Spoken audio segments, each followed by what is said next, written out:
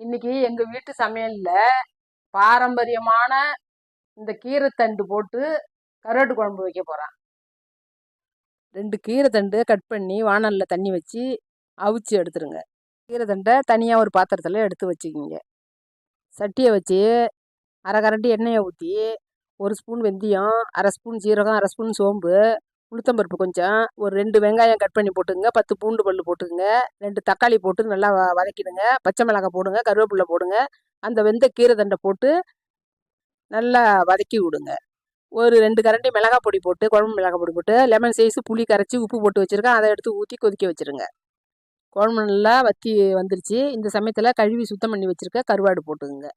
கருவாடு போட்டு கடைசியாக கொதிச்சதும் ஒரு வெங்காயத்தை இடித்து போட்டு 1 நிமிஷம் கழித்து இறக்கிடுங்க. கருவாட்டு குழம்பு நல்லா கம கமன்னு ரெடி ஆயிடுச்சு.